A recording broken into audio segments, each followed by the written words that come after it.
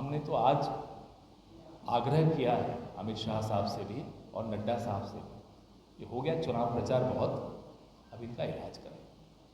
ये ठीक नहीं है, क्योंकि ऐसी बातें शोभा नहीं देती। देश के प्रधानमंत्री हैं, इस देश के प्रधानमंत्री के पद की जो मर्यादा होती है, ये देश नहीं है, सभ्यता है। इस सभ्यता के प्रधानमंत्री के पद पे बैठने का जिसको अवसर 2 बार मिला हो, वो अपने पद को, अपने कद को ऐसे गिरा देगा, ये देखकर दुख होता है, बहुत दुख होता है। हमने तो आज आग्रह किया है अमित शाह साहब से भी और नड्डा साहब से भी, ये हो गया चुनाव प्रचार बहुत, अब इनका इलाज करें। ये ठीक नहीं है, क्योंकि ऐसी बातें शोभा नहीं देती।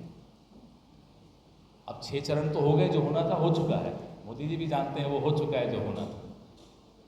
अब 7वें चरण तक आते आते पता नहीं क्या क्या बोल जाएंगे। विश्व देख रहा है, विश्व सुन रहा है, हंस रहा है हम पर, ये चिंता है हमें।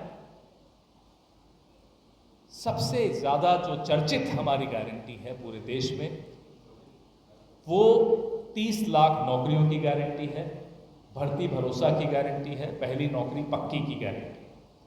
और जो दूसरी सबसे चर्चित हमारी गारंटी है, वो गरीब परिवार की महिला के खाते में महालक्ष्मी योजना के तहत जो 1 लाख रुपया हर साल जमा होगा, वो गारंटी।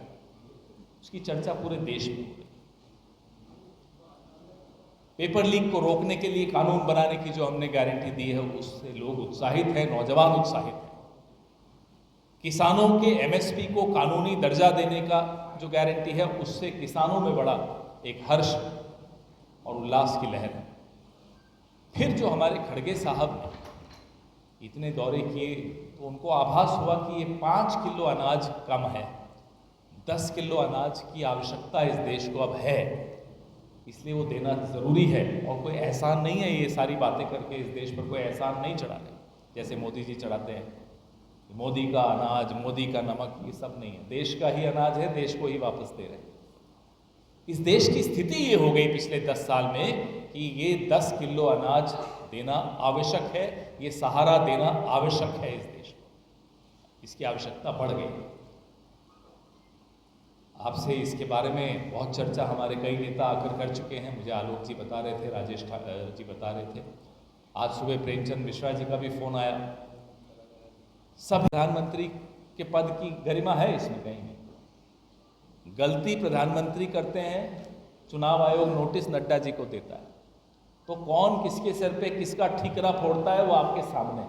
अब बेचारे नड्डा जी का क्या मतलब बताओ, मुंह से गलत शब्द प्रधानमंत्री के निकलते हैं, चुनाव आयोग के हाथ कांपते हैं, प्रधानमंत्री को नोटिस, वहां से फोन आ जाता होगा, और बेचारे नड्डा जी हैरान हो जाते हैं, मुझे नोटिस किस बात का आ गया।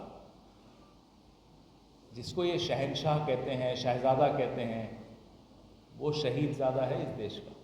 मोदी जी कान खोल कर सुन लें, राहुल गांधी इस देश का शहीद ज़्यादा है। शहजादा तो एक ही है इस देश में, जिसको बल्ला पकड़ना नहीं आता, लेकिन बीसीसीआई पूरा कंट्रोल करता है। अमित शाह जी का बेटा, उसका नाम जय शाह है। तो शहजादा कौन है मोदी जी जानते हैं। खैर, बोलने दीजिए, 4 जून तक तो बोलने दीजिए। उसके बाद मैं उम्मीद करूंगा कि नरेंद्र मोदी जी 2 जगह जाएं इलाज के बाद। नागपुर जाएं, रेशम बाग नहीं, नागपुर में जो दीक्षा भूमि है वहाँ जाएं और आत्मचिंतन करें। साबरमती आश्रम जाएं, वहाँ आत्मचिंतन करें। उन्हें समझ में आ जाएगा कि 10 साल उन्होंने अपने भी बर्बाद किए, अपनी पार्टी के भी बर्बाद किए, इस देश के एक एक नागरिक के 10 साल बर्बाद किए, और आने वाली नस्लों के कई कई साल तबाह करके जा रहे हैं।